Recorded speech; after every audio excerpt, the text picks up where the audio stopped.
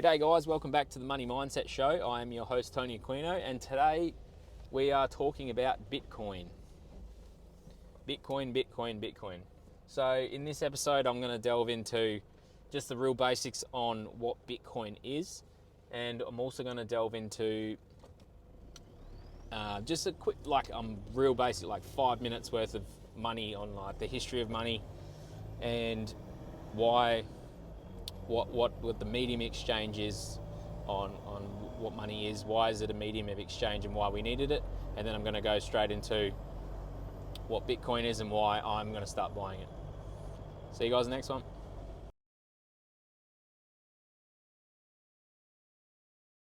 Today I'm talking about why I'm excited about I've gone down the rabbit hole of Bitcoin. And there we've lost a few people already. This is a crypto channel now. So I'm excited about this one. So I've gone down the rabbit hole of all the money things, right? And I've landed on Bitcoins. Now, to be fully transparent, it's I did remember having I think it was about 2017, 2018. There was that big chat about Bitcoin, and because it had gone through the roof, and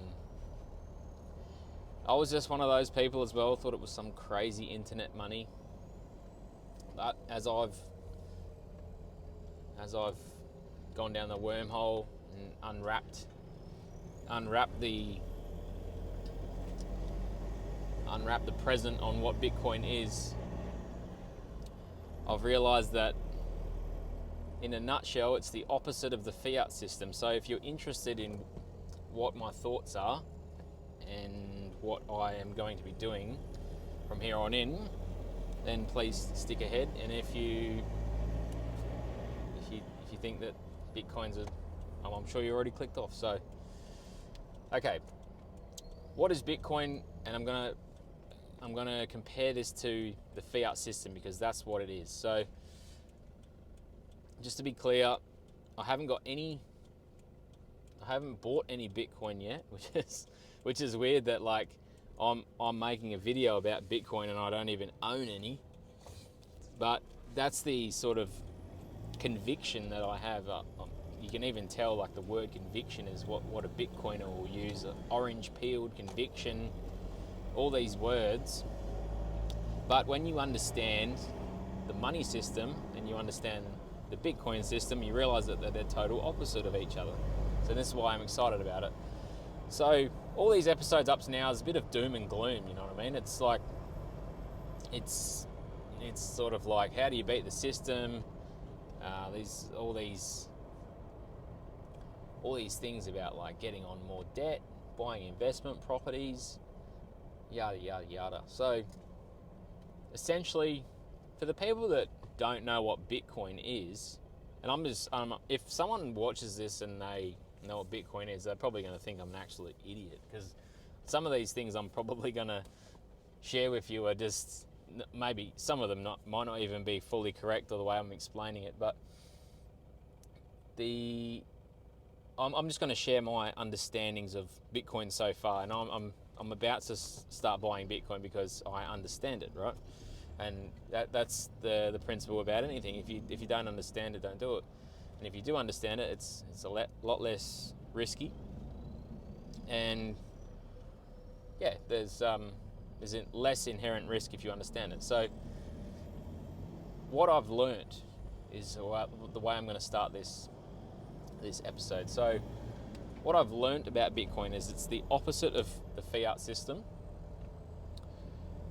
And I've read the book, I've actually listened to the book because I'm a little bit illiterate. So I've listened to the book, The Bitcoin Standard, from Saifedean Ammous. I think I'm saying that correctly.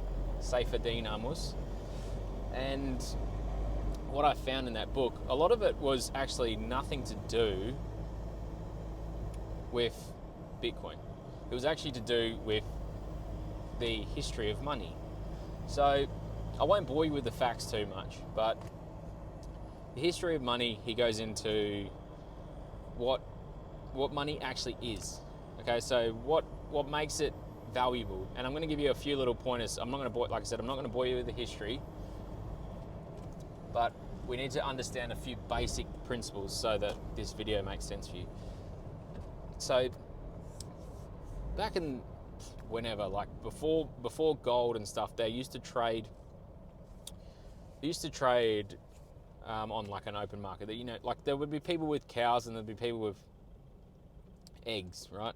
Obviously different like things have different values, and sometimes, you know, if you want to trade a cow for like 1 million eggs, there's no need for 1 million eggs, because by the time you were to use those 1 million eggs, they would be off. You know, they wouldn't hold any value to you because they would be too old, they would be rotten. Okay, so the money is a medium of exchange. So it's not product for product, but there's something in the middle. It's a medium, right?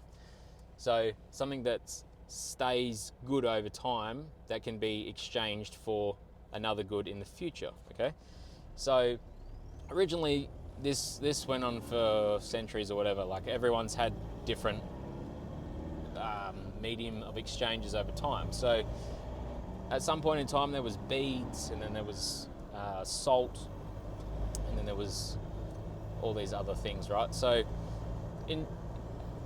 over time, like obviously things have pros and cons. So the reason why they originally chose beads is because wherever they were, there was a certain way, and it was very difficult to create these beads. Like it took a lot of effort and a lot of energy to like you know, polish these beads, and so there was like a proof of work there. So it would take a lot of energy, and it was actually valuable because it took time to make them. Okay, the problem with beads is they're not divisible, so that's when they became with salt. So salt it was hard to come by because you still had to, you know, whatever it was. It was a step maybe up. I don't even know if I'm saying this right, but it was different periods in time. There was different things for medium of exchange. That's what money is. So salt had a one-up on beads because it was divisible, as opposed to beads are not divisible. And eventually a lot of people landed on gold because you could melt it down, you could make it uniform, so you could print an actual coin, you could print what it was worth, and it would all weigh the same. They would all be divisible to a certain point. You know, you could melt, you could make smaller coins, whatever. So gold for hundreds and hundreds of years, maybe even thousands of years, was the sort of go-to because it's very indestructible. You could leave it in the weather, you could bury it, you could dig it up, it still looks the same, right? As opposed to salt, like you can only divide salt so many ways. Salt blows away in the wind. So as time has gone on, we've changed what the medium of exchange is. Okay, now the way that this is, what blew me away with this is what makes it valuable is it takes energy. It takes energy to create it. It's a finite item, or it's very, very hard to create more of. And it's something that's like durable, okay? So like it doesn't disintegrate or it doesn't break for like, you know, actual physical factors like the wind and storms and rain and whatever. So if you look at, say, gold, for instance, that's why that gold's been so dominant, because it's kind of performed in those three. You can divide it, and it's very, very durable, and it's a medium of exchange. And it's got its intrinsic value, which is like, you know, it's actually conductible. So if you want to, you know, not use it for money, but you could use it for something actually, what that metal is actually good for. It's good for like conducting electricity. So if you can just take that concept of money money is actually an exchange. It's actually a medium of exchange for later goods. And then you compare that to the fiat system. If you just look at the fiat system versus something that's very finite, it's the complete opposite of that, okay? So the fiat system is actually, you can print an infinite amount of dollars, and that's what makes things become more expensive.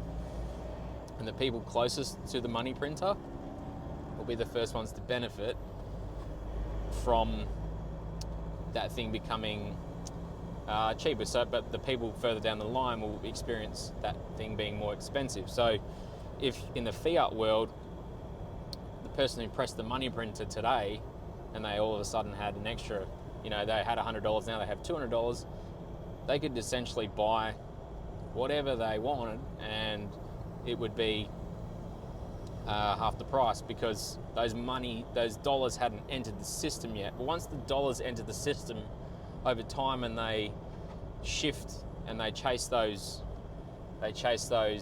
dollars are trying to park their way, like cars into a car park, they park their way into the system. Over like the first dollar in the system is it's easy to find a spot, but as that car park gets fuller and fuller and fuller, and there's still money and money and money and more money trying to find these car park spaces, that there's no way for them to, there's no place for them to park their money or park their car, right? So that's what makes things go up in value. So when it comes to the Bitcoin system, let's just take cryptocurrency out of that for a second, and I'm just going to explain what the Bitcoin system offers, okay? So the Bitcoin system, knowing, like, you armed with that knowledge on what a real short history lesson on what money is. It's just a medium of exchange, okay? So Bitcoin is a fully capped supply, so there's only 21 million coins ever to be produced, and they are mined at a 10-minute interval, okay? And what mining is say if I have a Bitcoin and I want to give it to you, I don't actually physically give you that Bitcoin. There is a ledger, the ledger is like the bank's books, okay? So if let's just say, for instance, it was Westpac or NAB or ANZ or Commonwealth, right? The big four banks. If I was to transact 10 of my dollars and give it to you, but I'm with one of the banks, I have to transact that money through the bank to you. So what actually happens is the bank will write a ledger and they will say minus $10 out of Tony's account and put it on Joe Blogg's account. And then when you go into the bank, I don't have that money anymore, but you do. So, and it's just a piece of paper, it's just a piece of writing, okay? So what happens in Bitcoin world is the ledger is the software, right? I don't even know if I'm explaining this correctly, but so if I transact my 1 Bitcoin or my 10 Bitcoins with you, my the ledger that says that, Tony has the 10 Bitcoins, and then I've now given them to Joe Blogs. Now it's going to rub that 10 Bitcoins off of my name, and they're going to write them again onto Joe Blogs' name. And every 10 minutes, that's what happens in Bitcoin. Now the person who is confirming that I am transacting my 10 Bitcoins with Joe Blogs is another Bitcoin user, or a person that runs a node. This is going to get pretty technical, but someone that runs a node is just someone who holds the software, the Bitcoin software, okay? So essentially every 10 minutes we're just scrubbing out who had Bitcoin, and we're going to rewrite who now owns that Bitcoin. And every Bitcoin user that runs a node or runs a computer that has that software is constantly verifying that this person doesn't have that Bitcoin anymore, and Joe Bloggs now has it. Those people get rewarded every 10 minutes with a mining fee, or that's what Bitcoin miners are. They're the people that are verifying those transactions, and they get rewarded with the Bitcoin. Now, the reason why this is important, because I can see maybe some people saying, how is this valuable, right? It's just internet money.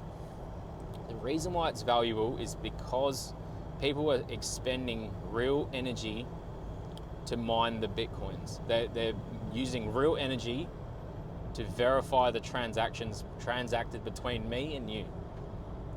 So that's what gives money, or medium of exchange, value, because gold, you have to physically dig it up. That's what gives it value. It's hard. It takes energy to do it, right? Same with beads. It was hard to polish them, okay? It took a lot of energy. With Bitcoin, to mine that and to confirm the transactions, you had to use energy. Someone had to pay money, or like we had to burn fossil fuels to verify those transactions. Without the energy, the things are worthless, okay? So people have put time and effort and energy into verifying the transactions. So that's why instead of like a gold-backed currency, we're like an energy-backed currency.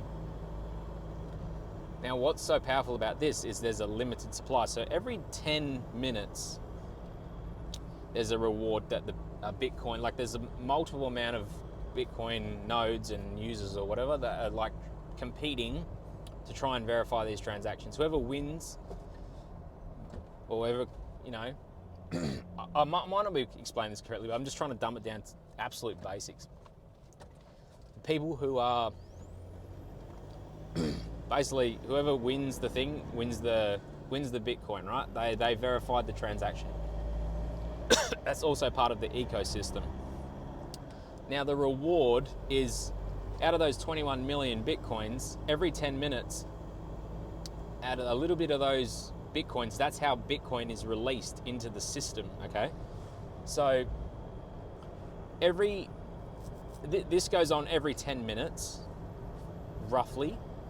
And there's a whole bunch of like other stuff, technical. I'm not going to bore you with the details, but every 10 minutes, there's new Bitcoin that enters into the system, okay? So at the moment, this is 2025, I think there's about 3 Bitcoins that enter into the system. So every time that someone tries to mine a transaction, they get 3 Bitcoins, okay? In a 4-year period, so I think we might be already 1 year into the cycle, but every 4 years, roughly, there's a thing called a halving. And the halving is, the Bitcoin reward for mining the Bitcoin transactions gets chopped in half. So maybe 2027 or 2028, the Bitcoin miners that are verifying those transactions, the reward gets halved. So instead of them receiving 3 Bitcoins for their hard work and their time and energy, they are now getting 1.5 Bitcoins per when they verify those transactions. Now, why is this important? Because over time, the Bitcoin supply, as we know that everything's due to supply and demand, the Bitcoin supply is shrinking over time. As opposed to the fiat system, we are infinitely increasing the value of the money supply. So, we have almost 900 trillion, almost a quadrillion, $1,000 trillion in circulation, okay? Now, in the fiat world, we're going to continue increasing that 1,000 trillion or that quadrillion dollars over time. So in 10 years' time, it's probably going to be 2 quadrillion, or whatever that figure may be. It's probably going to be 10, I don't really know. So in the fiat world, that money is constantly chasing those, it's trying to park and it's trying to find its home. It's trying to find those assets. It's trying to find the best place for it to hold its value. Okay, that's why everyone invests. That's why everything's fucked up. And with the Bitcoin system, there's only 21 million coins ever. Like once it gets to 21 million, I don't know what happens at that point. I think maybe like people start getting fees on top of their. I'm not sure. It's 100 years from now. No one knows what's going to happen at that point. But the system is designed to be deflationary. So what actually happens is every 4 years, the supply of Bitcoin, which is the supply coming in, is actually the people verifying the transactions, and the miners are their reward is getting halved, okay? And that halves to infinitely zero. Okay, so instead of the money supply going up to infinite, it's infinitely going to zero. So I think the last year is like 2140 or something. That's the last time that Bitcoin will be mined. Okay, so what that means is instead of things going up in price, things are going down in price. Now why that's so powerful is because it's a global currency. Like it could be a global currency. It could be like beneficial. It's the first time it's like, it's not gold backed, but it's energy backed. It's an energy backed currency.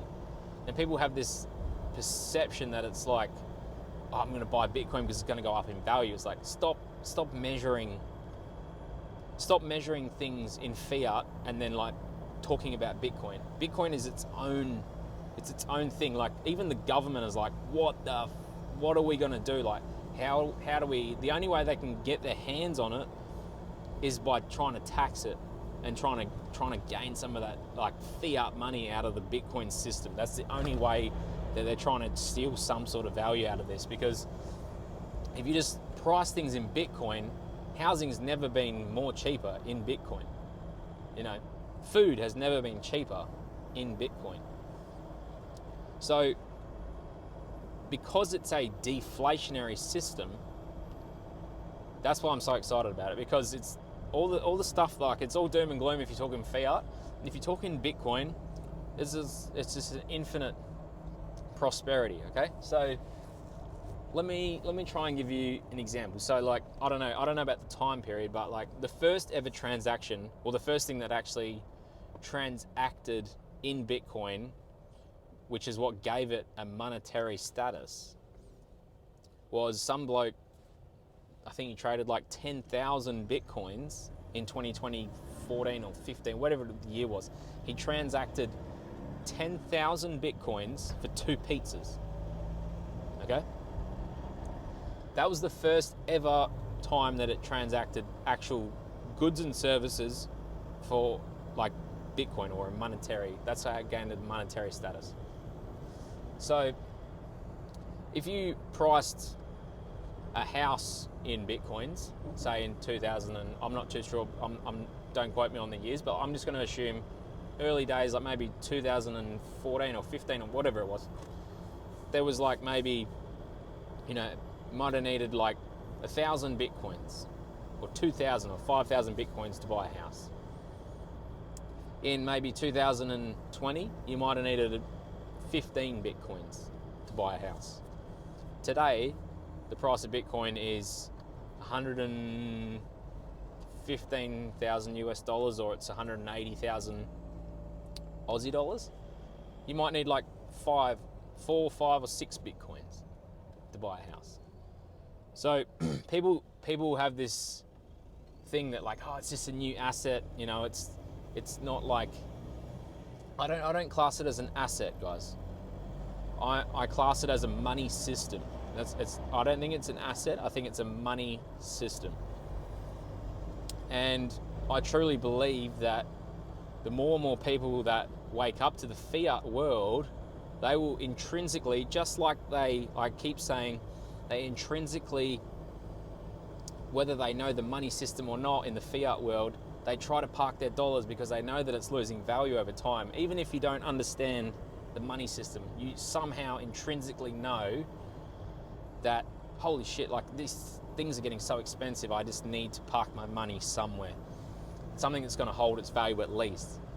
If you're in the Bitcoin system and there's 21 million coins total, never to be more, things have to go up in value. Like things have to get cheaper because it's the complete opposite of the fiat world. So on top of Bitcoin only being 21 million coins, you get rewarded for saving. And on the previous episode, I was talking about the Maslow hierarchy of needs, where we form those base layers, and we start with the base layer, which is, you know, clean oxygen, clean food, clean water. Then there's like clean shelter. Then there's energy, and then there's love and family on top of that. And then eventually you get to that top pyramid, which is wealth, right? And wealth creates generational.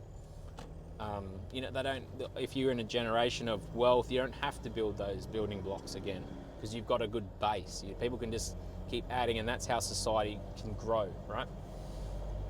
So when it comes to Bitcoin, if we have a system where we can just earn our dollars today and they don't get stolen from us through taxation, inflation, and all the above, we can stop worrying about money and start worrying about health. We can start worrying about, what we put in our bodies, like, getting the correct amount of exercise, getting the correct amount of sun exposure, getting the correct amount of nutrients. Start worrying about other things that are actually important for humanity. And that's why if you talk to anyone that's a proper Bitcoiner, I just watched I couldn't even believe it. I watched a podcast with Pete Evans from My Kitchen Rules. He's a Bitcoiner. And for the people that are Australians that watched MasterChef, they were like, that guy's lost the plot, like that's all media driven, guys. Like he was literally just saying, and I'm going on a bit of a tangent here, it's nothing to do with Bitcoin, but he was fully to do with just like, he brought a book out when he was on My Kitchen Rules, and it was like talking about eating healthy food, like and what's good for you, like eating like healthy fats, good saturated fats, and all these things, like, eat steak fat, it's good for you. Like everybody knows this intrinsically, but we seem to believe this fucking lie about eating crushed up fucking sunflowers, that's somehow healthy for you, that it's gone through some press where some 6,000 ton press has crushed a bunch of flowers, and then they say that's good for you. Like when the fucking history have we ever had a 6,000 ton press that crushes flowers that we eat, and that was supposed to be healthy for us? Like, we used to just eat fucking animals. Like, sorry, I'm getting a bit heated about that, but he was just saying, like, this is what's healthy for you. He was like a chef for like 20 years. And look at him now. If you go check Pete out, he's like full health, like fully in touch with nature, and he's he's healthy as anything. Like, and he was on a podcast talking about Bitcoin, and that's just we just have to get back to basics, guys. And one of the things that's the basis is like people's money. Like if we work today in a fiat system and we put that money in the bank and it loses its value, the medium of exchange, which is the creation of what money is, if it loses its value, it doesn't like the definition isn't even there anymore. So like originally, if you were to like store gold because you had one cow but you didn't need a million eggs, you could sell the cow for gold, and you could periodically buy those million eggs over your lifetime because they wouldn't go off, right? That's what medium exchange is. If the fiat system is making you spend your money today, then that defeats the purpose of it being a medium of exchange. So in the Bitcoin world, you'll be rewarded because not only like in the gold standard, where gold is still increasing at a supply of 2% per year on average, or maybe not on average, but it's never beaten 2%. But that's why they try to keep the target inflation rate at 2% so that they can match the upcoming gold supply in the future. If we look at Bitcoin is even harder money than that, because Bitcoin is, the supply is going to zero, but because it's a digital asset, not a physical asset, it can be infinitely divisible, just like the salt. But the salt can't be infinitely divisible, but a number on a screen can. Okay, so it doesn't matter about how many Bitcoins there is. If anything's infinitely divisible, then it doesn't matter. It doesn't matter if you've got 1 or if you've got 21 million. It doesn't matter. It really doesn't matter on how many there is. You know what I mean? So that's my little history lesson on Bitcoin for now. But just to let you know, I am about to start buying Bitcoin. I don't care what price it is. I am gonna, because I'm just entering into the market, I am gonna watch what the price is, just so I can, I don't want to buy it at like 125 and then it drops to like 60 for 4 years. So I am going to watch it closely, but once I'm in, I don't care. Like once I've got some Bitcoin, I'm going to not look at how much Bitcoin is in fiat dollars. I'm just going to look at what can this Bitcoin buy me today, and then in the future, if I hold on to it, I'll be rewarded with those fruits of the Bitcoin tree, or whatever, however you want to, because the supply is getting infinitely less to zero. Okay, so hopefully that made sense. That's only the first sort of episode of what Bitcoin is, but if you want to know more, leave it in the comments. I'd love to hear your guys' comments on what you think. If you think I'm a crazy, tell me I'm a crazy. But I'm pretty excited about this. So it's the opposite of fiat, guys. So anyways, if you like this content, please like, share, comment, and subscribe, and I'll see you guys in the next one. Peace.